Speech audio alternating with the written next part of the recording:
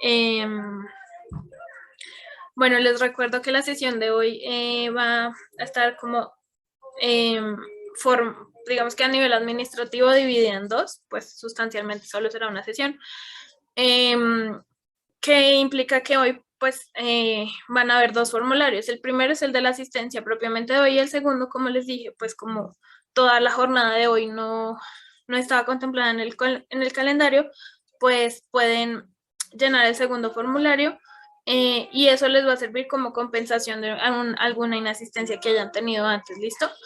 En el chat pues les estoy remitiendo las dos y ya, entonces digamos que hoy es la última clase a nivel formal, pero se dará otra sesión el próximo martes, eh, creo que 7 de diciembre, para que ustedes vengan y no se vayan a perder de algunos temas que pues quedaron ahí como en el limbo sin darse, ¿listo?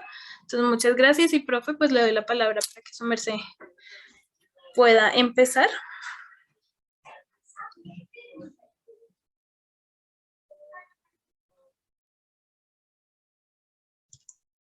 Buenas tardes a todos, a todas. Espero que se encuentren bien. ¿Me escuchan? ¿Me pueden escuchar bien? ¿Sí me escuchan? Perfecto. Lo escuchamos, profe, perfecto. Perfecto, bueno, muchas gracias. Sí, señor. Bueno, listo. Entonces, como les indicaba Diana, hoy es la última clase formalmente, contractualmente, pero como la materialidad prima sobre la formalidad, pues, y el tema, pues, merece abordar algo otros aspectos. Vamos a intentar el próximo martes dar otra sesión para las personas que obviamente les interese y quieran asistir, no hay ninguna obligación. Hoy está el vínculo de la reunión y pues el formulario para diligenciar en caso de que quieran reponer clases. Igualmente, pues en la plataforma hay un mecanismo para reponer clases los que no han podido asistir y creo que es llenar algunas preguntas acerca de las sesiones que se han venido dando. Eh, Dayana, ¿está todavía habilitada esa opción para las personas que quieran complementar pues cumplir con el requisito de las sesiones? Sí, señor, por supuesto. Digamos que con los dos formularios que digamos, de reposición de hoy y del martes se reponen dos clases, pero si llegó alguien que de pronto se enteró tarde del curso o no pudo asistir por temas laborales, puede Sí. asistir, pues digamos, ver todas las clases grabadas y pues completar todo el requisito de asistencia. Por medio del Classroom sigue habilitado. Si ustedes prefieren hacer la actividad de Classroom en vez de llenar el formulario, también es muy viable, ¿listo? ¿En qué consiste la actividad de Classroom? Ahí está el video, ustedes lo pueden ver y contestan una serie de preguntas o una pregunta realmente muy breve acerca de lo que trató el video, ¿cierto? Eso es. Ahora, otro aspecto es la digitalización porque, como ustedes lo recordarán, este curso tiene un componente que es componente de así cuando nos vemos, nos reunimos todos en una sesión, pero también un componente de trabajo autónomo. Pues en el trabajo autónomo esa digitalización ya está por concluir si la Facultad de Ingeniería les va a remitir a ustedes un material que básicamente consiste en una serie de videos, muchos videos, una que otra lectura, eh, y esos videos de esas lecturas están divididos en temáticas, organizados temáticamente. En el material aparece la organización eh, de todo. Y ustedes hacen la lectura, miran el video y también al final de cada temática hay una serie de preguntas muy sencillas, realmente muy sencillas, para que ustedes puedan contestarla y pues cumplir el requisito de su trabajo autónomo. Este es un tema eso está diseñado conforme a objetos virtuales de aprendizaje, entonces significa que no es un curso donde usted tiene que contestar, no es un preparatorio, para decirlo brevemente, no es que tiene que contestar sí o no con la verdad revelada, sino que pues usted, la idea es que mire y conteste y si no logra tenga varios intentos para que usted pueda reforzar y entender como lo mensaje que se quiere transmitir, que es el objeto virtual de aprendizaje, que usted pueda adquirir ese aprendizaje. Bueno, Esperanza pregunta, buenas tardes, ¿a partir de cuándo y en qué línea está disponible el material? Dayana, ¿cómo va a ser la difusión, tú sabes, de este material para el trabajo autónomo de los estudiantes, de los asistentes? ¿Me repites la pregunta? Es que se cortó en la mitad. Tranquila. La pregunta es, ¿el material de trabajo autónomo, cómo va a llegar a las personas? ¿Y cuándo llega? ¿Y cuándo está ese material disponible? Pregunta Esperanza Reyes. Buenas tardes, ¿a partir de cuándo y en qué link está disponible el material? Bueno, nos dijeron que la otra semana entregaban, esperamos que el lunes ya lo tengamos. Todo eso se les va a remitir por un correo, pues dándoles las instrucciones básicas. Sí. Y pues si llega a estar antes de la sesión del martes, yo también pues les daré como las instrucciones aquí para que a ustedes les quede un poquito más sencillo. No obstante, también por WhatsApp yo les estaría indicando que ya está y que por favor revisen sus correos, ya que pues el correo es como donde se remitiría la notificación de a dónde pueden entrar, como por qué link y qué datos necesitan para el ingreso a la plataforma. Y ya. Listo, perfecto. Bueno, listo, entonces, muchas gracias. ¿Y que si es para todos? Sí, el trabajo autónomo es para todos porque ya son otras horas distintas, unas horas, creo que 40 horas distintas, diferentes a este escenario que estamos viendo. Entonces, sí es para todos y tienen que entrar, mirar los videos, contestar las preguntas, hacer las lecturas, contestar las preguntas, pero realmente es muy sencillo, muy sencillo. Y muchos de ellos son realmente videos institucionales de la rama judicial en este tema. ¿Hasta cuándo tenemos plazo? No lo sé. Dayana, otra pregunta logística. ¿Hasta No cuándo sé. hay plazo? La respuesta a eso es no sé, pues porque eso depende del día que no lo entreguen. Obviamente a ustedes no los vamos a poner a correr, pero lo que les diga es mentira, entonces para que, pues, A ver, para explicar el proceso un poco, yo realicé las diapositivas o más que diapositivas, el material, porque es los hipervínculos, la lectura, los videos, y en ingeniería está realizando todo un proceso de digitalización de ese material. Eso es lo que de pronto se demora un poco, pero ya nos dijeron que quizás terminando esta semana o a inicios de la semana entrante está ese material. Yo espero que, por ejemplo, la próxima sesión ya tengamos el material. Si no está el material, les informaremos al respecto en qué momento llega. Pero entonces estén pendientes de sus correos, ¿vale? Y ahí, cuando llegue el material, también se informará pues el plazo para completar los ejercicios. ¿Vale, señores? Bueno, hoy vamos a ver el tema de equivalente funcional, que es como uno de los temas que se han tratado básicos, esenciales para entender estos temas o para, más que para entender, para establecer todo el mundo digital. Sin este principio no se hubiera podido hacer nada de lo que se está haciendo en estos años, definitivamente. Bueno, señores, saludos a Elba, dice que ojalá les den plazo, yo espero que los de ingeniería den plazo, pero vamos a transmitir la inquietud. Magdalena, buenas tardes. Entonces, comencemos sin más preámbulos. ¿Alguien tiene alguna idea o nada más que una definición que pudiera decir, mire, para mí el principio de equivalente funcional equivale o significa y nos pueda acompañar a una definición para ir desarrollando el tema? ¿Qué han escuchado ustedes? ¿Qué conocen del principio de equivalente funcional y qué podemos establecer?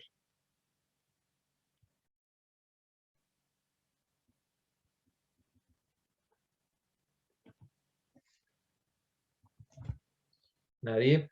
¿No quieren participar? ¿Están muy tímidos? ¿Están muy callados hoy? Espero que no estén así toda la clase, si no me voy a tener que hacer algo para mantenerlos en la clase. ¿Vale? Nadie quiere decir nada de principio, no, ni siquiera arriesgándose. Bueno, entonces, por favor, estimada anfitriona Dayana, permítame compartir la pantalla, porque si no, le toca a su merced definir el equivalente funcional.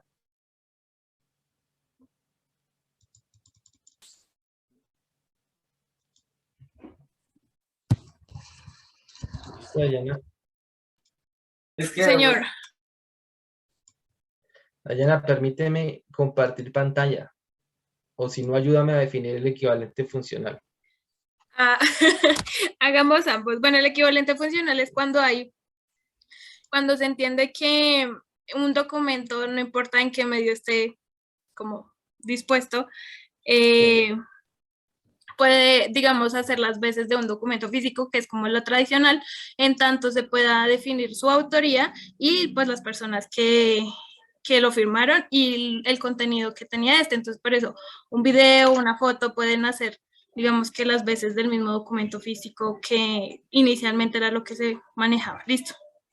Ok, muchas gracias, Dayana. Muchas gracias y también gracias por compartir, permitirme compartir la pantalla. Ahí la pueden ver, ¿cierto, Dayana? Sí, señor. Vale, entonces aquí voy a explicar algo muy particular. Fue también parte de una charla que di en la Universidad Católica de Colombia, como creo que en la maestría en Derecho Procesal o en Probatorio. Ya no me acuerdo, son los vicios de la edad. Y en ese momento, pues hablamos del principio de equivalente funcional. Entonces voy a decir, bueno, ¿qué consiste el principio? Que Dayana ya lo está introduciendo. Y vamos a mirar pues alguna mirada crítica a estos aspectos, porque sí tiene distintas aristas. Y aunque la definición es muy sencilla, como tiene muchas aplicaciones en el mundo jurídico, pues esas aplicaciones sí son las que de pronto, pues ahí empiezan los conflictos. Entonces, un segundo, eh, ¿pueden ver bien las diapositivas? ¿Pueden ver bien? ¿Me escuchan? Sí, Sí, se profesor. pueden ver. Listo, vale. Sí, Entonces, señor, sí la escuchamos. vale. Entonces vamos a intentar presentar aquí el principio, vamos a abordar una parte crítica y vamos a terminar como en el inicio, si el tiempo nos alcanza, que es como describir. Bueno, hay un orden, ya que tenemos la virtualidad, voy a proponerles un orden y ustedes me dicen qué orden prefieren. Hay tres cosas que tratar. ¿Qué es el principio equivalente funcional? Primero, eso hay que abordar. Segundo, una visión crítica del principio de equivalente funcional o una visión crítica del uso de la tecnología en todos estos escenarios.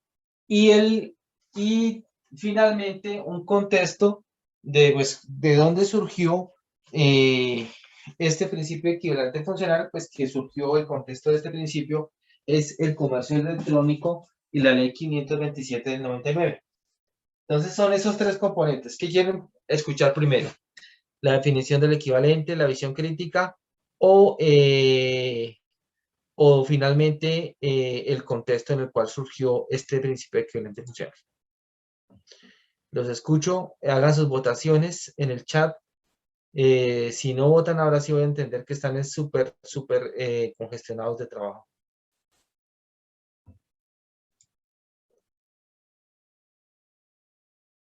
Rebeca dice, definición. María Elena dice así, principio en el cual surgió.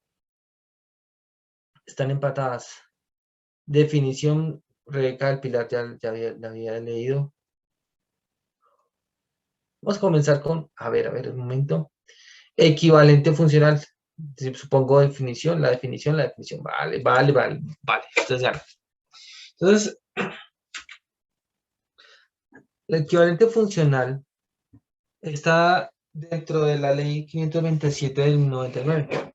Esta ley es la ley del comercio electrónico y da muchas definiciones, pero definitivamente reglamenta el uso de mensaje de datos, el comercio electrónico, las firmas digitales y todas las pautas, y establece estas pautas de esta ley. Uno creería que es simplemente una ley para comercio electrónico, que es un tema de derecho comerciantes y comercial, que de hecho es un universo porque yo dicto derecho de sociedades y siempre estaba en el derecho privado y económico, pero no, esta ley da pautas para todo el sistema jurídico, para el uso de medios digitales en todo el sistema jurídico. Y entonces, pues, eso es muy importante. Entonces, aquí hay unas definiciones, pero aquí empezamos, pues, con una sentencia de la Corte Constitucional que empieza a hablar de qué es un equivalente funcional.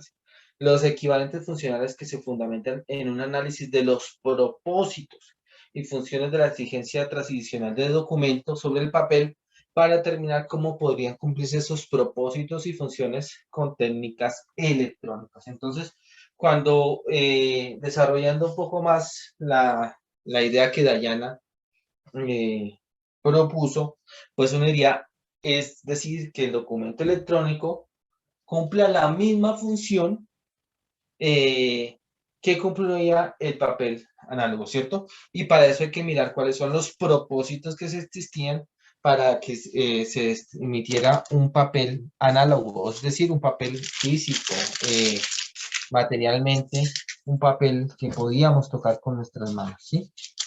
¿Para qué? ¿Qué propósitos, qué finalidades tenía? Entonces, y pues aquí también hay otro autor que les recomiendo mucho, que es Umaña Chabus, que escribe un artículo sobre el equivalente funcional y es un muy buen trabajo al respecto. Dice, los mensajes de datos deben cumplir con una función de representación o declaración para que se consideren como prueba, en efecto, según el artículo de la misma ley, es decir, él se refiere a la ley 527 del 99. El régimen jurídico de los mensajes de datos es el de los documentos, es decir, todo lo que regulaba documentos, pues también regula este escenario de documentos electrónicos y de mensajes de datos. Solo que esas categorías jurídicas, pues, se trasladan a este escenario digital y tienen que cumplir con esos propósitos. Dice, la palabra funcional de equivalente funcional hace referencia al cumplimiento de esta función de declaración o representación propia de estos medios de prueba. No puede dejar de resaltarse la importancia de este efecto. Es la forma como por así decirlo, se materializan. Había un estudiante, perdón, un asistente, porque yo no puedo decirles a ustedes que son estudiantes porque algunos de pronto conocen mucho el tema y pues obviamente son personas que asisten a la capacitación. Entonces, en este escenario lo que tenemos es que ese equivalente funcional, pues lo que hace es básicamente servir como instrumento para plasmar todos los actos, negocios jurídicos. En nuestro caso específico, pues son actos también procesales. Entonces, esos son los instrumentos que permite para plasmar esos actos. Y aquí Umaña Chabus también explica. La ley asume un criterio finalista. El documento es tal porque sirve a un propósito determinado. Si finalmente no puede cumplir con su función de representación, si no representa nada para una persona, no puede ser considerado un documento. Entonces, por ejemplo, ustedes han recibido pronto muchos correos y a veces ustedes revisan la clase pasada, les decía el trademark o por así decirlo, cómo se verifica cuál fue el camino que tomó el correo para llegar a su bandeja de entrada. Y uno podría mirar una lista de muchas letras. O, por ejemplo, que alguien diga, pero dígame cómo es el código fuente de esa página. Entonces, no, pues este es el código fuente de la página que muestra cómo esa página fue diseñada, ¿sí? Pero eso no, para mí, eso no me transmite nada. No puedo entender qué significa eso. Entonces, así el sistema sea correcto, desde el punto de vista de la ingeniería y de la técnica, uno puede decir, no, ese correo sí está perfecto, esa página, ese es el código fuente de esa página, ese es el algoritmo para ese documento, para que se emita ese documento, pero si uno como ser humano no entiende, pues realmente es un gran fracaso porque no se cumplió el propósito del equivalente funcional. Entonces, es claro que los documentos electrónicos tienen que cumplir el mismo propósito y finalidad de los documentos digitales, ¿cierto? Entonces, eso es muy importante tenerlo presente. Yo creo que para muchos de ustedes dirán, no, pues obviamente eso es lo más, esto es lo más sencillo que hemos visto, pero pues tiene sus aristas y pues obviamente disculparán los que estén muy avanzados en este tema que la clase sea básica, pero hay que tratar las categorías básicas del principio equivalente funcional. Entonces, entrando a la definición, aquí es como uno diría que hay dos dimensiones, ¿sí? Que el documento electrónico cumpla la misma función que el documento físico, esa es una de las formas de indicar, que fue lo que dijo Diana, un equivalente funcional es que cumpla la misma función. Y también en el mismo sentido que el documento electrónico tenga la misma eficacia probatoria que el físico, ¿sí? Y recuerden que cuando hablamos de eficacia probatoria, pues hablamos de todo el régimen probatorio, de toda la definición de documento, porque antes en nuestra cabeza estaba que documento solamente era una hoja impresa, ¿sí? Pero fueron los historiadores, los arqueólogos, los antropólogos, los biólogos, todas esas ciencias que enseñan que documento no solamente una hoja, sino es todo elemento que nos dé información acerca de una actividad pretérita, una actividad pasada. Es como los historiadores, ojalá hubiera un historiador acá, es como los historiadores definen su sistema de fuentes históricas, fuentes directas y fuentes indirectas. Entonces, fuente directa, por ejemplo, de la Constitución de 1811, pues el acta que se plasmó. Si no está esa acta, una fuente indirecta, algún escritor de derecho que escribió sobre esa Constitución y la citó. Ese documento permite para el historiador traer información de ese pasado. Y así, ahora trasladando este tema, este ejercicio histórico al jurídico, pues ya no estamos hablando de un sistema de fuentes históricas, sino de documentos con un valor probatorio, ¿sí? Y entonces, el objetivo es que ese documento electrónico pueda brindar la misma información que brindaba el documento físico, ¿sí? Y, por así decirlo, no solamente es que cumpla la misma función, sino que en la práctica, en la realidad, cumpla con ese valor probatorio, ¿sí? Porque uno diría, no, pues simplemente ya se cumplió una función que era comunicar. Sí, pero un momento, esa comunicación o esa prueba o esa forma de comunicar que hacía el físico, se cumplió a cabalidad con este documento electrónico, pues eso es lo que está en juego. Miramos un poco las inquietudes. Eh, eh,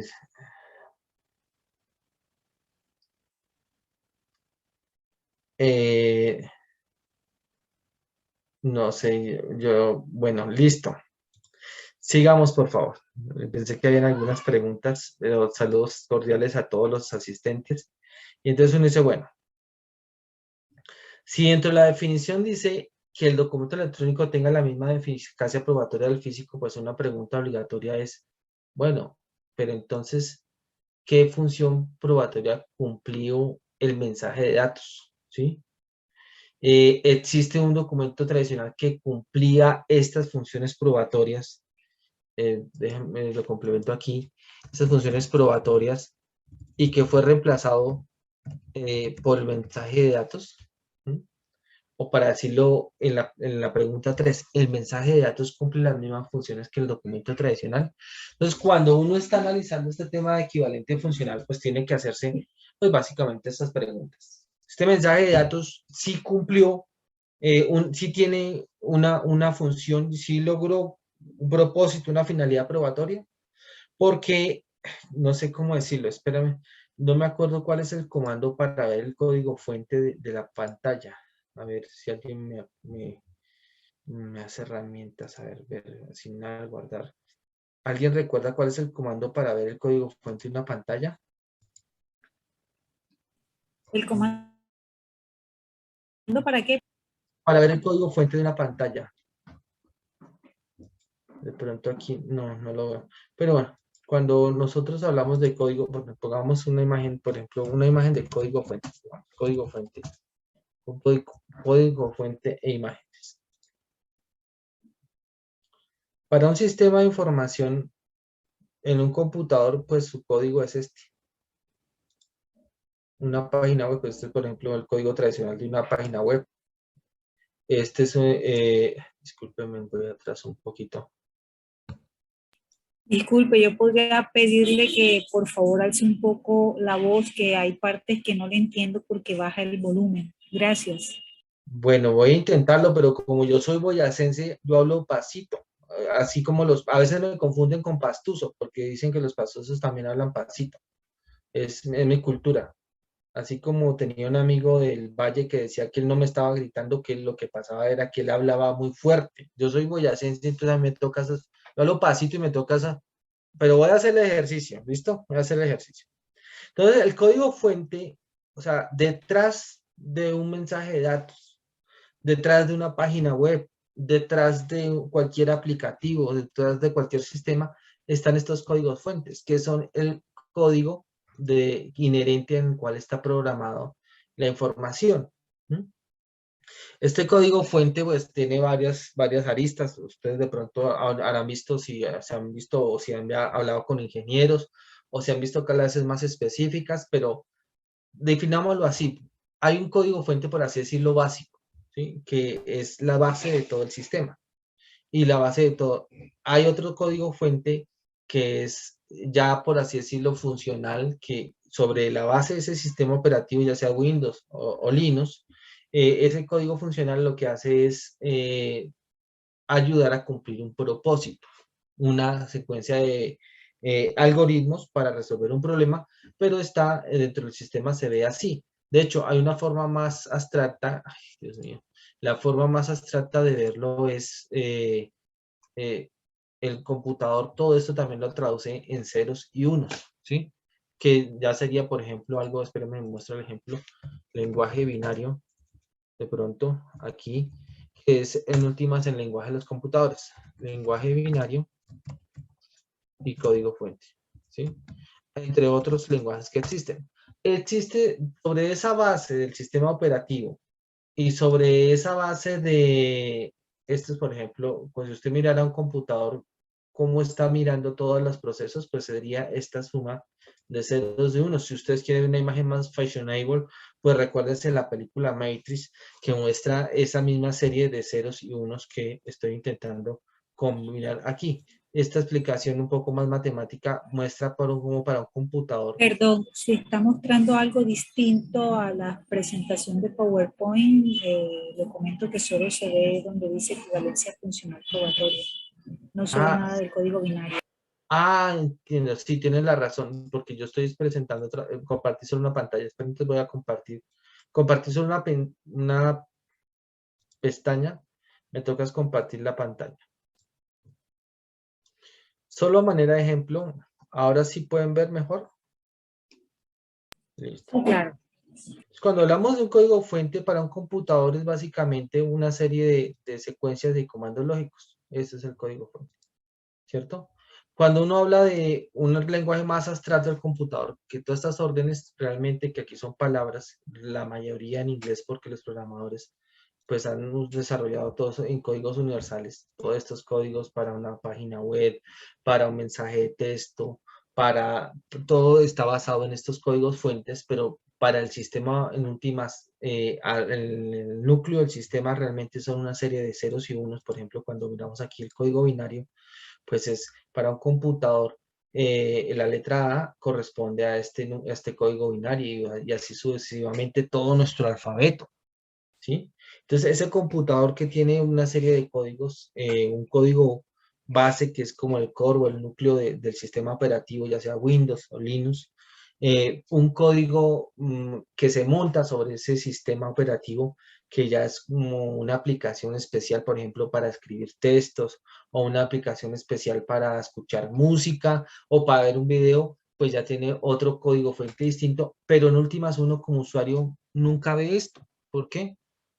Porque este lenguaje de ceros y unos y códigos binarios solo lo entienden las máquinas. Solo lo entienden las máquinas. Y entonces, aquí viene, usted dice, bueno, profesor, ¿usted para qué nos explica esto si eso no tiene nada que ver con el equivalente funcional? Entonces, lo que tiene que ver es que cuando uno le pregunte a cualquier persona que uno administra un sistema, a un ingeniero, a cualquier persona, le diga, bueno, explíqueme por qué el mensaje de datos llegó, y el ingeniero le diga, mire, le explico, y esta es la explicación, y le muestra a uno esta pantalla con ceros y unos, uno diga, muy bonito, es lógico, es coherente, es perfecto para el sistema, pero señor ingeniero, no entendí nada. Y el ingeniero diga, no, pero es que usted no sabe, es que ahí está el mensaje de texto, es que ahí está el mensaje que le envía, ahí está, esta es la forma en la que el computador lee la información que le envíe. Entonces, lo que está indicando la ley es que ese mensaje que se envía tiene que cumplir la función que cumplía el papel, que o sea, que en la interfaz o el mensaje que lee al ser humano, el ser humano tiene que leerlo en un lenguaje entendible para el ser humano. Es decir, como si yo leyera este código aquí. Les hago de una vez publicidad, no trabajo por allá, pero los invito a conocer los posgrados de la sede de Amazonías de la Universidad Nacional.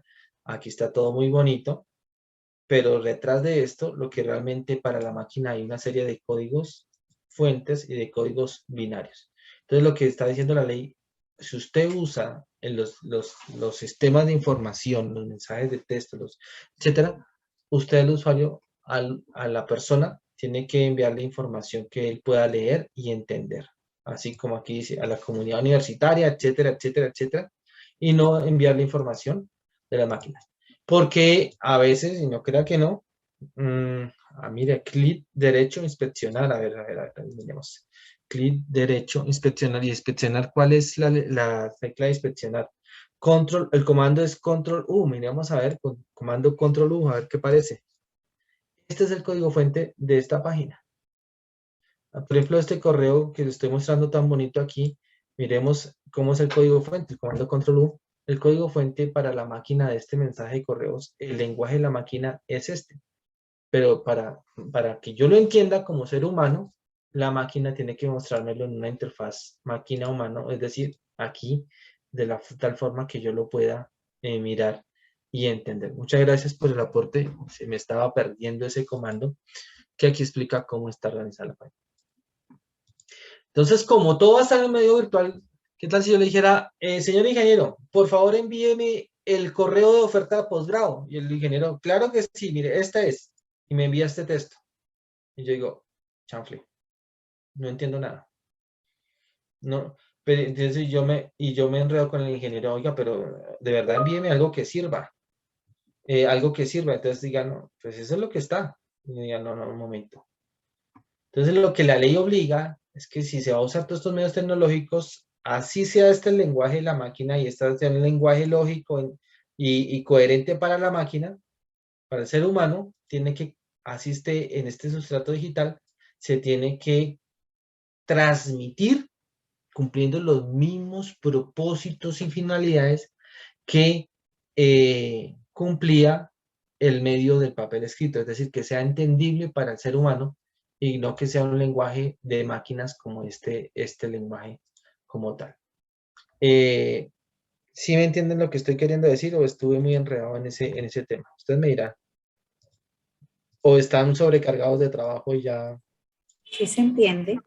Profe, también se le conoce como códigos HTML, son para crear, incluso tan básico cuando uno hace una imagen y no la puede pegar, simplemente le cambia el comando y lo pega para que eso, como usted nos explica, sea legible para las otras personas o para los sistemas. Sí, mira, el HTML sí es verdad, pero creo que es Diana la que participó. Es verdad, pero es solo uno de los códigos, porque hay una infinidad. El HTML es el que se usa para el diseño, preponderantemente para el diseño de aplicaciones web, de páginas web. pero hay distintos códigos, Python, hay códigos Java, C++, todos esos códigos que realmente pues nosotros no conocemos, pero de todas formas sí es bueno de vez en cuando pasarse por una pasadita por esos códigos y conocerlos. Pero como la ley dice, no, espera, yo como le exijo a los ciudadanos que entiendan esto, no. Yo le tengo que exigir es que al que use la tecnología, así esté usando esto, siempre que esté hablando con un ciudadano, con cualquier persona, el resultado final sea este. Y que se cumpla con ese equipo. Y así de tal forma, este mensaje ya entendible para el ser humano, cumple con el requisito del equivalente funcional, ¿sí? Porque hay, bueno, de pronto ustedes esto es dicho de paso, pero para entenderlo hay un código inherente al sistema operativo, en Windows o Linux, listo. Hay otro código que es el código como tal de la aplicación. Por ejemplo, esta aplicación es Google Chrome. Y Google Chrome maneja un tipo de lenguaje. Este lenguaje, si ven aquí arriba, pues es HTML, ¿sí? Pero también hay otro lenguaje que es el compilador, que es el que coge todo esto, lo compila y lo muestra finalmente en este resultado visible a nosotros como personas, como seres humanos, ¿sí? Entonces, porque no falta, yo a mí me pasó, cuando les contaba el caso del correo, les dije, explíqueme que el correo, y explíqueme por qué el correo llegó y por qué yo lo abrí. Y le dijeron, mira, ahí va la explicación, toma tu explicación. Y yo, como 17 páginas de estos muñequitos, y yo dije, yo lo que veo aquí es una guerra de hormigas, no veo nada más. O sea, no entiendo nada más.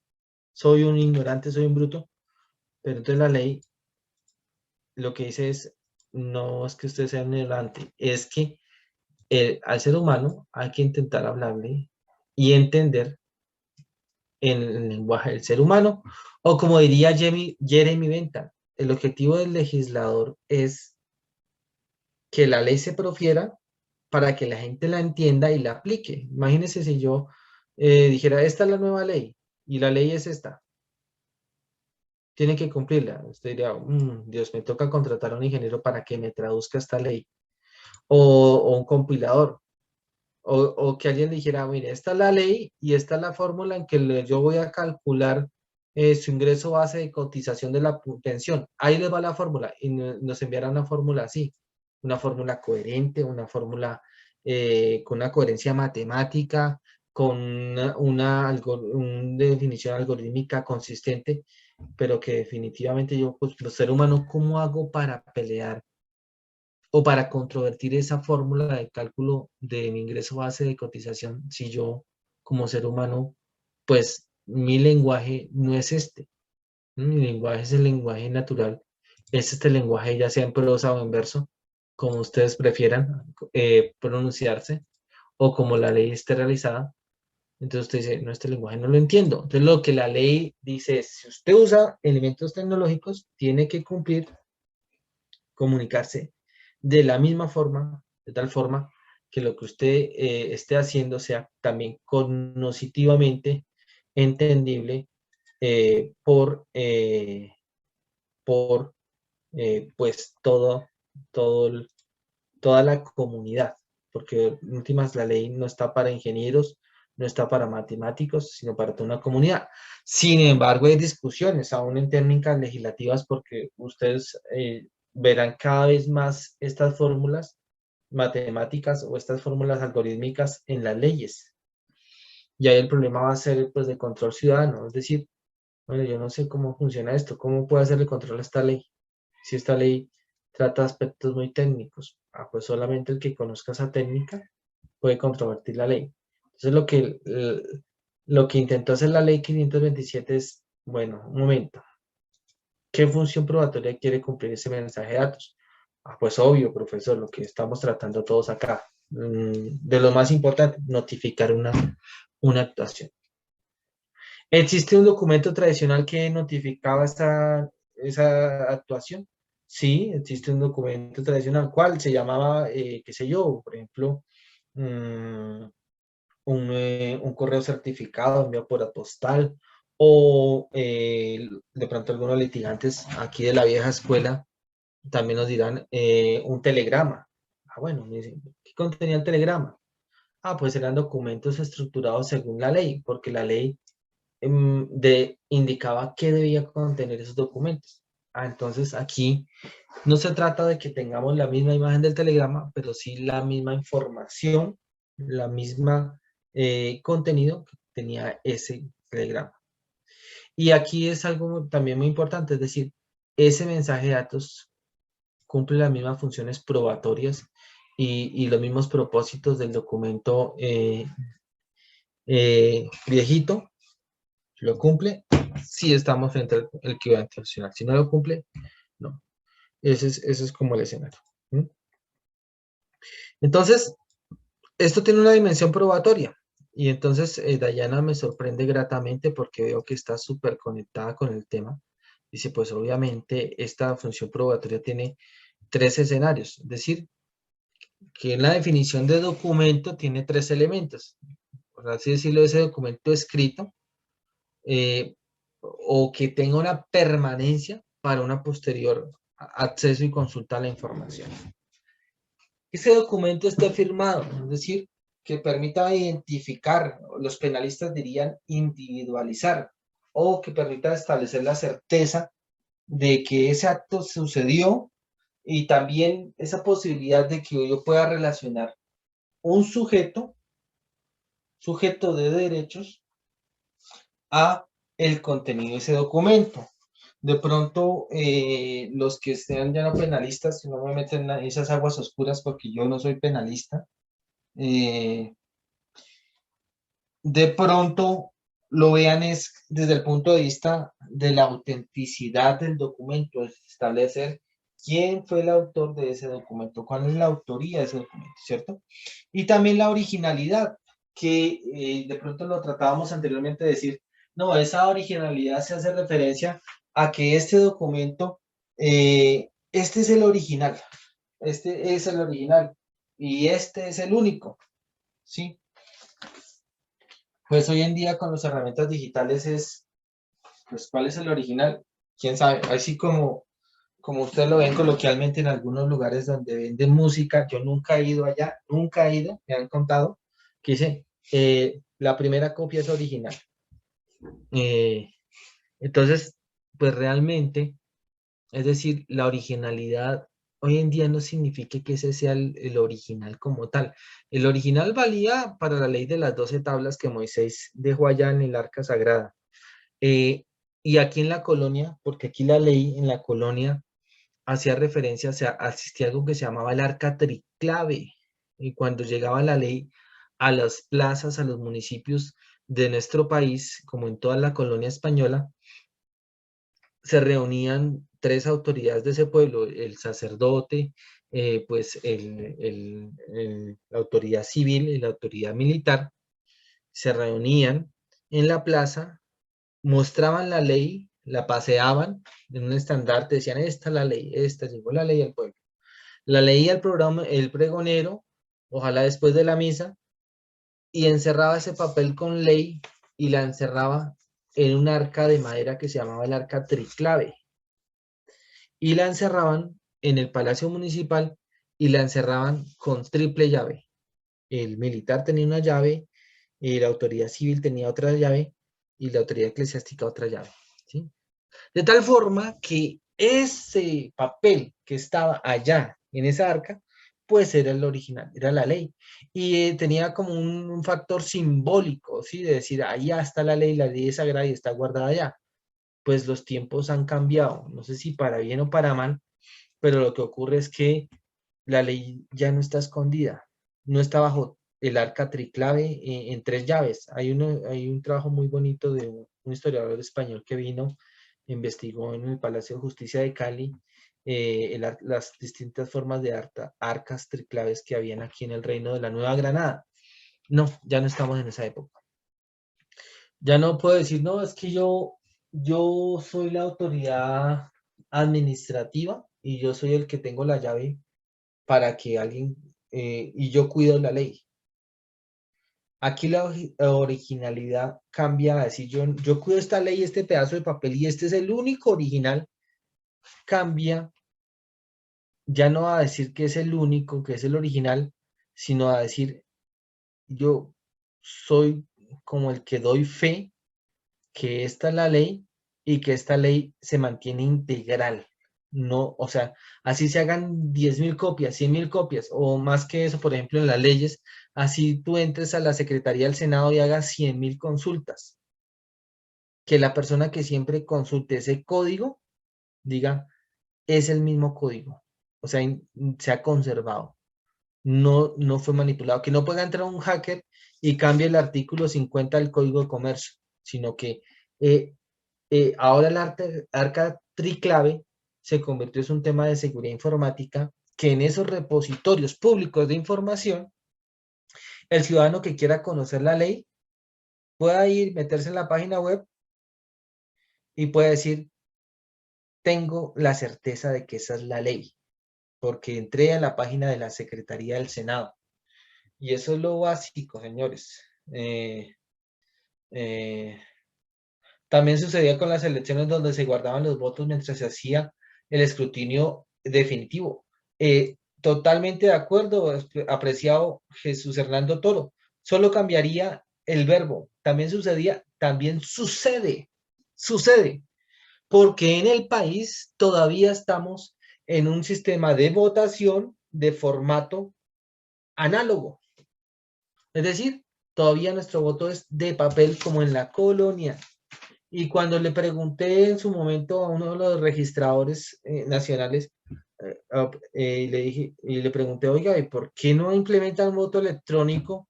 Porque es un voto, pues a mí me parece que es muy seguro, con tecnología blockchain, con criptografía, es muy seguro, es inalterable, los resultados se van conociendo en tiempo real, no pueden los partidos políticos meter la mano. Es algo que ya es muy bueno y cualquier ciudadano puede ir y votar, esté donde esté, no tiene que madrugar a hacer la fila, bueno, etcétera. Me dijo, porque, apreciado señor Federico, porque una cosa es Bogotá y otra cosa es fuera de Bogotá. Me dijo, aún en Bogotá hay puestos de votación que no tienen energía eléctrica. Algunas regiones llueve y se va la luz, me decía el señor Federico. Entonces, ¿usted cómo quiere que tenga yo una mesa de votación con un dispositivo electrónico? Hay lugares donde hay que llegar a lomo de mula, porque tengo que garantizarle a todos los ciudadanos la posibilidad de votar. Entonces, es un tema de eso, llamábamos todo este universo, tiene que darse, es si existen algunos presupuestos básicos de infraestructura. Pero los avances que están logrando en gran parte es este principio de equivalencia funcional. Entonces, cuando hablamos de originalidad, pues lo que hablamos es intentar indicar que ese documento electrónico no se ha alterado, que cuando yo, discúlpenme que ustedes ya habrán visto esto muchas veces en la vida, yo diga código de comercio. Hagamos el ejercicio muy sencillo. En Yahoo no, porque siempre vota es pura publicidad. Pero aquí es código de comercio. Y me sale Secretaría del Senado. Diga, en la página web de Secretaría del Senado. Perfecto. Ahora sí sé que estoy en el Código de Comercio y que estoy acreditado.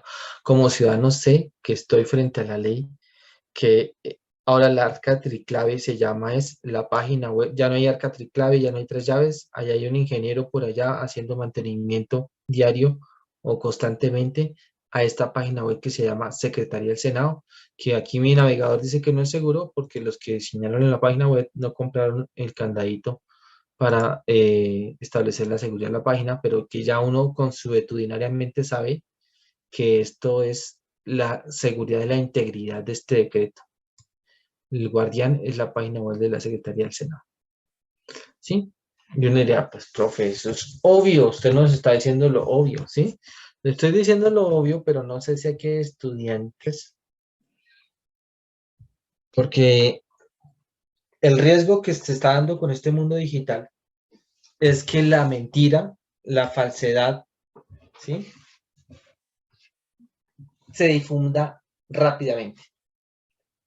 Y entonces cuando la mentira, la falsedad se difunde rápidamente, uno de los mayores riesgos es que yo no pueda distinguir cuál es el documento original y cuál no, cuál es la ley original y cuál no. Y entonces yo dictaba esta charla también en la Universidad Militar de un estudiante donde decía, pero bueno, ¿cómo hace uno para distinguir? Pues lo básico, vaya a las fuentes de información oficiales, porque no sé si a ustedes les ha pasado, a mí no me ha pasado, solo he escuchado casos, no quiero aquí hablar mal de nadie, pero a mí me han pasado casos o he escuchado, perdón, he escuchado casos, el subteniente me traiciona, he escuchado casos que llega una persona joven a sustanciar y dice, conforme dice el Código Civil, y copia. Y uno le pregunta, ¿dónde copiaste este Código Civil? No, me lo encontré en internet. Y va uno mira y es el Código Civil de Paraguay. El Código Civil de Uruguay. ¿Sí? Dice, ¿estás seguro que este es el Código colombiano? Sí, profe, yo encontré eso porque hoy en día el mundo digital está en la vena, en la esencia de estas nuevas generaciones y presumen que todo lo que está ahí es cierto. Y eso es un problema gravísimo porque aquí el punto 3, que es la originalidad, es decir, cuál sé que es cierto y qué es lo cierto y qué es lo no. Que ese código, por ejemplo, no me salió hoy, pero todos los días cuando yo busco el código comercio, me sale otra página, que no quiero hacerle publicidad, que es una página privada que se llama Código de Comercio. Alguna persona muy inteligente dijo, yo sé que esto se va a consultar mucho en el país, entonces yo quiero crear una página web que se llame Código de Comercio. Entonces me sale esa página privada. El problema es, ¿qué pasa si en algún momento esa ley se modificó y este señor privado no hizo el cambio, no mantuvo, no conservó la integralidad de esa información? Entonces, cuando eso se da, uno dice, ¿puedo demandar a ese señor que compró una página que se llama Código de Comercio y esto? No, porque es un privado, él pone en su página lo que él quiere. Ah, pero yo sí puedo decirle a la Secretaría del Senado, si está cumpliendo una función pública de difusión, tiene que garantizar que la ley sea la que aparece ahí, ¿sí? Tiene un grado mayor de responsabilidad.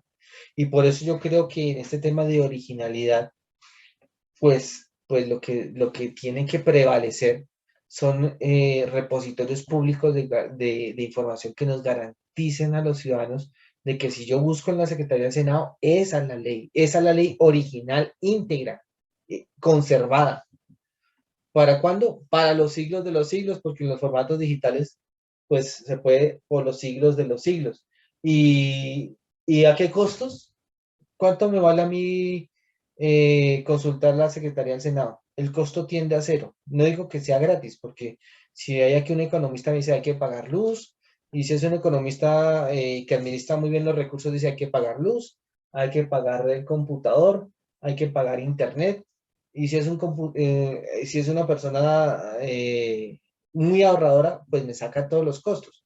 Pero aún así, es muy distinto sentarme en un computador, abrir y buscar la ley, a como les tocaba a nuestros abuelos, que les tocaba ir hasta la biblioteca Luis Ángel Arango. Yo en una época investigué allá, y le tocaba a uno ir a la hemeroteca de la biblioteca Luis Ángel Arango y buscar el diario oficial y preguntar en ese diario oficial, quiero averiguar la ley de 1971, ¿sí?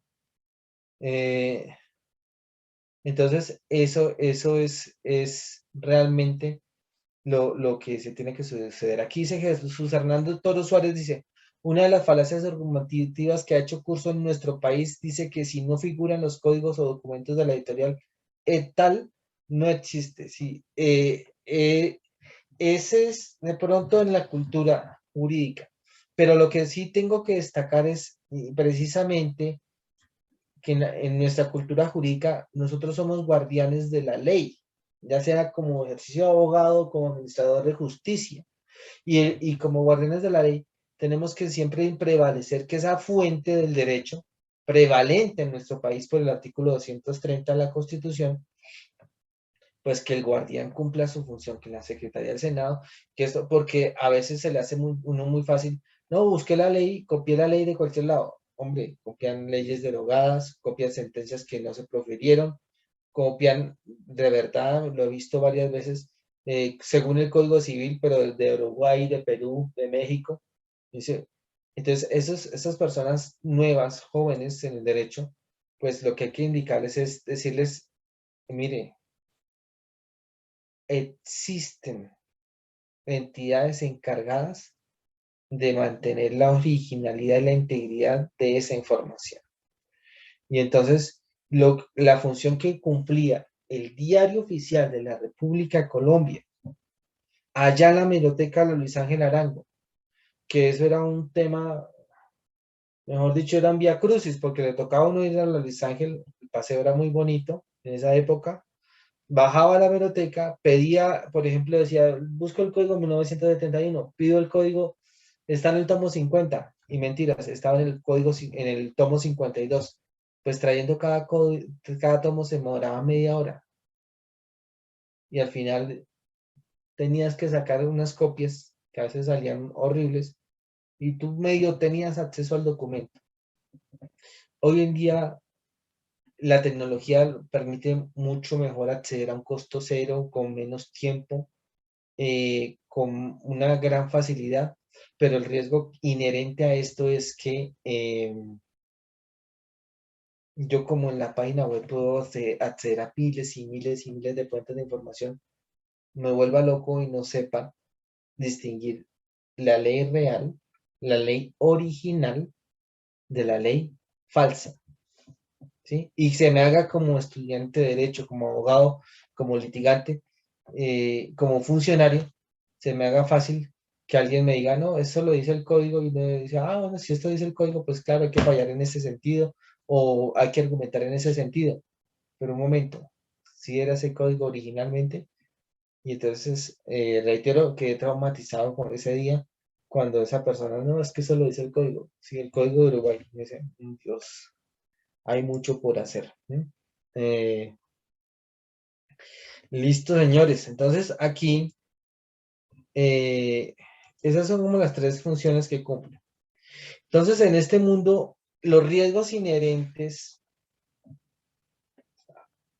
a usar la tecnología en este escenario digital y estos documentos y todas las actuaciones en el escenario digital he enlistado algunos en un documento que presenté en su momento. Voy a detenerme un poquito a explicarlos. El primer riesgo de uso de tecnología es que, a ver cómo lo explico. Hay un libro se me olvida el autor, se llama, creo que Código 2.0, les recomiendo mucho ese libro, que habla cómo el mundo virtual establece sus propias leyes, y es un mundo, por así decirlo, que tiene igual fuerza y efecto que el mundo físico. Espérenme un poquito, busco el texto y se los comparto. Entonces, y el problema es que uno dice, ah, no, pues simplemente me llegó un correo o un mensaje de datos, no importa. Pues lo que está sucediendo, y de pronto ustedes se dan cuenta, es que lo que ha pasado es que realmente el mundo que estamos viviendo, lo que ocurre en ese escenario virtual, está afectando nuestras vidas reales. Y por este principio equivalente funcional, todo lo que ocurre allá tiene consecuencias en nuestro mundo. Y entonces, como tiene consecuencias en nuestro mundo, pues la realidad de la vida es que nuestra próxima arena, de hecho próxima no, ya es nuestra arena de litigio, nuestra barra de litigio, el escenario donde se van a jugar los derechos, son estos escenarios virtuales. Y aquí hay unos riesgos que pues yo estaba iniciando. El libro se llama, espérenme ya un momento, les transmito el dato. El libro creo que se llama Código 2.0. No sé si han escuchado hablar de ese. ¿Alguien ha escuchado hablar de ese libro? Código 2.0 de Lawrence Lessig. Pues a todo el que le Bueno, guste ese tema es súper, es un libro que fue muy bueno en su época, pero realmente después fue editado y traducido al español, ha sido, pues, que explica todos los riesgos inherentes a este mundo digital.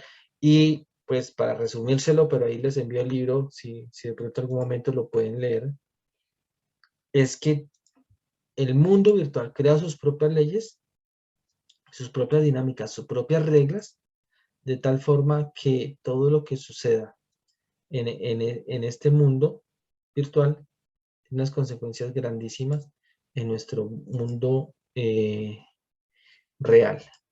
Entonces, espérame. Dayana, ¿tú sabes cómo adjuntarte aquí en este? Es que yo suelo usar la otra plataforma. Dayana, ¿cómo podemos transmitir este libro a los participantes? Sí, profe, mejor mándamelo porque por acá toca descargar otra aplicación, ya había intentado y no. Listo, entonces por el momento pongo el título del libro. Muchas gracias, Dayana. Vale. Vale. Entonces, ¿cuáles son los riesgos inherentes a este escenario en el cual uno dice, bueno, está bien, magnífico, el equivalente funcional, esto va a pasar, pero uno dice, bueno, un momento, aquí hay unos riesgos.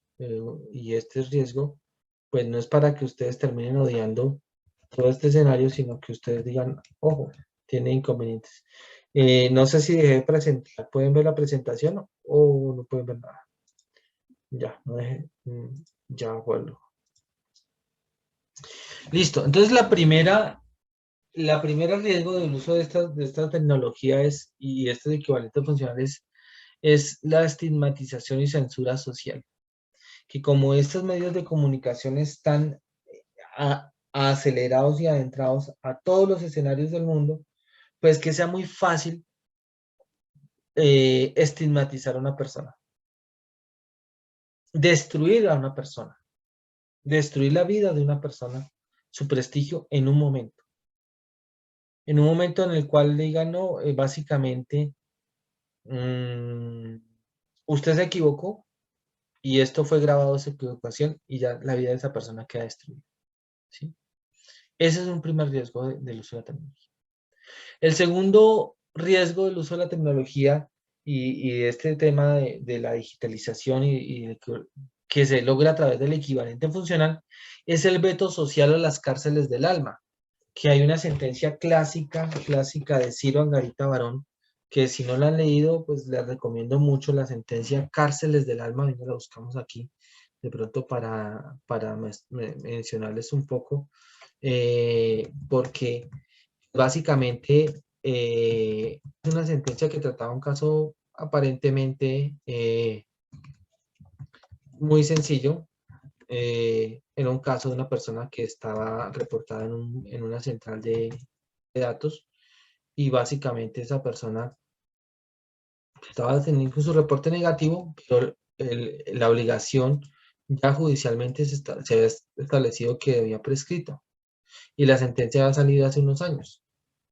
Y le llegó ese caso a Ciro Angarita estrenando Constitución Política en el año 92 y él empieza a decir, es que aquí lo que está presentando es un escenario, es una posibilidad de perseguir a las personas, no donde estén, sino en cualquier lugar del mundo. ¿Mm? Y ya no es capturar y poner presa a la gente en un lugar físico, sino que su alma, su personalidad, donde quiera que esté acusada y esté bloqueada. ¿Mm? Esa sentencia Ciro Angarita es visionaria porque él escribía esa sentencia Cárceles del Alma cuando la central que hacía las tareas de data crédito, no me acuerdo ahorita cómo se llamaba, era un edificio que estaba frente al barrio Pablo VI. Hasta hace unos años yo pasé y todavía estaba el logo y el edificio donde tú querías reportar a una persona por incumplida, ibas a ese edificio. Tú querías consultar si alguien estaba reportado, tocaba tomar un bus que fuera hacia la Virgilio Barco, bajarse ahí en Pablo VI y averiguar si alguien estaba en esa central de riesgos. Pero el Giro Angaita Barón advierte de manera premonitoria que esa base de datos con el reporte de personas negativas, en algún momento la gente no iba a tener que tomar un bus e ir hasta Pablo VI. Si hay aquí algún litigante que fue por allá, me recuerda cómo se llamaba esa central de reportes, pero tiene que ser de pronto algún litigante que ya se ha pensionado. Ciro Angaita se dio cuenta que esa base rápidamente iba a llegar a Internet y que iba a ser consultable desde cualquier lugar del mundo. Y que entonces ese reporte negativo pues iba a perseguir a esas personas donde quiera que estuvieran. Y en ese escenario, pues, lo que iba a pasar que en este mundo digital, con este equivalente funcional, uno diría, no, pues simplemente es un reporte, una base de datos por allá en el edificio. No, te están destruyendo la vida. Porque un reporte negativo, injustificado, o por un mal procedimiento, o porque realmente el administrador de la base no está pendiente de actualizarla, pues va a implicar que usted salga de cualquier contrato social. Eso se ve en derecho de quiebras. Cuando rápidamente con una persona quebraba y debía plata en la antigüedad, lo mataban. Se dieron cuenta después de que matar a alguien, los comerciantes se dieron cuenta que matar al deudor no era buen negocio porque los familiares quedaban con sed de venganza y de todas formas no se recuperaba la cartera. Entonces los comerciantes pasaron de esas penas de muerte que están en las normas más antiguas, donde el que debía y sabía que le iban a matar huía a los templos porque en los templos no se podía matar y los sacerdotes eran esos jueces del concurso para que no mataran a esa persona. Evoluciona el derecho a decir, bueno, no lo vamos a matar al deudor, vamos más bien llevarlo a la cárcel. Pero los comerciantes otra vez se dan cuenta y dicen, no sirve en la cárcel porque en la cárcel una persona no puede ganar plata. Es más, le toca pagar plata para que no lo maten en la cárcel. Dicen, no, eso no funciona. Entonces dicen, ¿qué hacemos? Crean la ley Poetelia Papilia en el siglo III antes de Cristo, crea el patrimonio como personalidad jurídica, como un atributo de la personalidad jurídica, y ese patrimonio entonces ya se deudor, ya no se le persigue con su cuerpo en la tumba o con su cuerpo en la cárcel, sino se persigue un atributo de su personalidad que es su patrimonio, entendido como ese conjunto de bienes y obligaciones.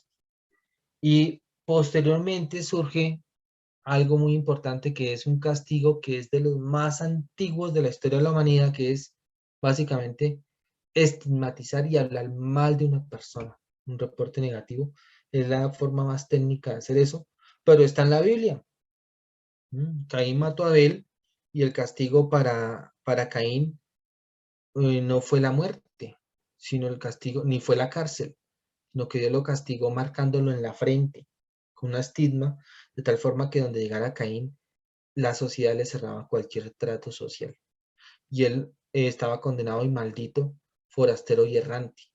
Y entonces hoy en día la máxima forma, el instrumento más tecnológico para concretar este castigo social es el reporte negativo. Y ese reporte negativo persigue a las personas donde quiera que vayan. Y se puede reportar negativamente desde una persona en la calle hasta una persona en cualquier escenario, hasta un país, hasta una empresa. Sufren porque, por ejemplo, no, que Colombia perdió exacto, a una persona y a un país lo pueden reportar. Entonces, esa es la posibilidad de toda esta tecnología, del uso de la tecnología, porque mantener una base de datos, insisto, y consultarla hoy en día el costo tiende a cero. Y la posibilidad de que un reporte negativo quede tecnológicamente es por los siglos de los siglos. Entonces, la ley y esa sentencia cárcel del alma, la contracara que pone es el derecho al olvido, el derecho a que, bueno, si en algún momento, por ejemplo, por algún tema alguna sentencia, por ejemplo, sentencias judiciales. Uno dice, bueno, tengo que mantener la originalidad del documento, consulta, etcétera, pero, ojo, no puedo dejar la sentencia por los siglos de los siglos. ¿Sí? Porque si esa sentencia de pronto condenó a una persona, pues esa persona paga por sus penas, paga por sus delitos, pero tiene en algún momento el derecho al olvido, a que se olvide eso que se hizo, ¿sí? Y también el derecho que también se contrapone es el derecho del olvido y el derecho al buen nombre. Por eso, de pronto algunos de ustedes me preguntan, decían, ¿y qué tal los estados? Los estados judiciales del decreto 806, sí, hay que establecerlo, hay que garantizar una posibilidad de consulta. El decreto 806 dijo, bueno, todos pueden consultarlos, y hay dos tipos de actuaciones que no se van a poder publicar para todos, si son las que deciden sobre medidas cautelares y las que estén en relación con algún menor de edad, ¿cierto? Pero, sin embargo, tienen que tener cuenta que ustedes no tienen que mirar muy bien cuando publiquen y tener como, así como el sector privado, las empresas que tienen bases de datos y que publican y que capturan los datos de las personas, preguntan y protegen ese derecho al buen nombre y esa titularidad de esa información, que en últimas es el ciudadano el titular y las empresas no pueden usarla sin autorización del titular. Pues aquí en el escenario judicial hay un gran reto, una gran dificultad, que pues uno creería supuestamente que los expedientes son públicos y que, bueno, dependiendo del tipo de proceso, pero hay escenarios en los cuales hay cierta información que se publica y que puede estar afectando o el derecho al olvido o el derecho al buen nombre. Y eso pues no es tan fácil para un juez decir, ah, no, pues no me importa, publico todo. ¿Mm? Así que en los despachos judiciales, o por lo menos en las altas cortes, a futuro se va a necesitar como un oficial de cumplimiento de habeas data y de derecho al olvido, para que tal forma que no siempre se esté publicando todo. ¿Sí me entienden o estoy hablando en arameo antiguo?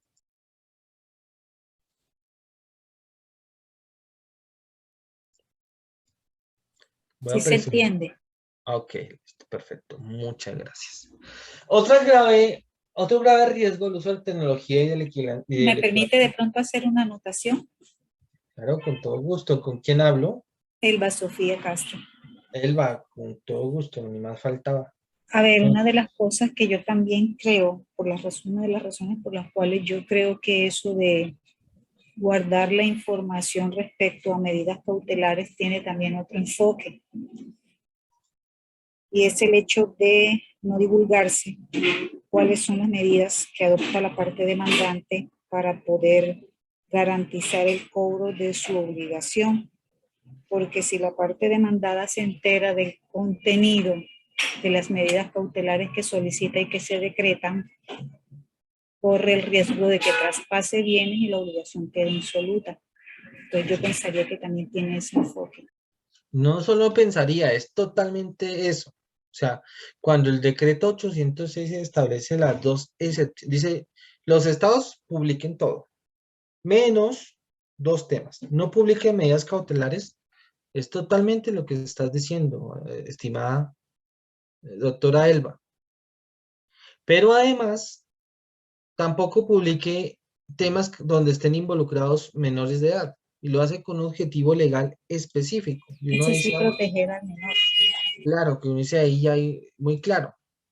El reto para los despachos judiciales es que hay casos, decisiones específicas, donde de pronto, por ejemplo, supongamos, imagínense, bueno, un despacho de familia de pronto la tiene más fácil y dice, ah, pues yo sé que todos estos procesos están relacionados con menores de edad y ya, punto, no publica. Imagínense en un despacho civil, por ejemplo, civil del circuito, que recibe de todo hasta, y le toca a veces, pues a veces no, tutelas, todo, y le ponga tutela por tutela, revisar, publico esta, no publico esta, esto tiene que ver con un menor de edad, esto. Entonces, lo que tiene que suceder en el futuro es que se decanten las normas para que todo este mundo de equivalente funcional y de uso de la virtualidad en los despachos judiciales se cumpla la función que se cumplía con el anterior documento, como decía Elba, que hacía la medida cautelar expedida en un documento en papel, pues lograr preservar, evitar que se diluyera ese patrimonio para que los resultados del proceso no fueran simplemente una sentencia para archivar o para colgar en la pared, sino que fueran efectivas, que se lograra la justicia efectiva. Eso pasaba en el escenario análogo de papel, pues en este escenario digital también tiene que cumplir la misma función y finalidad. Bueno, ahí estamos bien. ¿Cómo hago yo si la ley me ordena, el decreto 806 ordena que todos los estados se tienen que publicar, que todo se tiene que publicar, pero establece dos excepciones que, insistimos, son medidas cautelares y menores de edad? Pero ¿qué pasa si yo de pronto digitalizo tal cual como dice esto, pero de pronto en algunos casos esté publicando cosas que puedan afectar el buen nombre de una persona o puedan afectar el derecho al olvido de una persona? O por ejemplo, para decirlo de otra forma, esos estados van a quedar ahí para que se consulten 100 años después, 50 años después, 20 años después. Entonces ahí uno tiene que, la rama judicial y los despachos judiciales y las autoridades tendrán que mirar, bueno, ¿cuánto tiempo vamos a dejar este estado publicado mostrando que una persona estuvo implicada en un proceso judicial? Esa persona, así haya cometido algunas faltas, en algún momento tiene derecho al olvido. No sé si hay algún penalista aquí que me ayude. Me estoy defendiendo como un gato patas arriba, como decía Horacio Sierpa, pero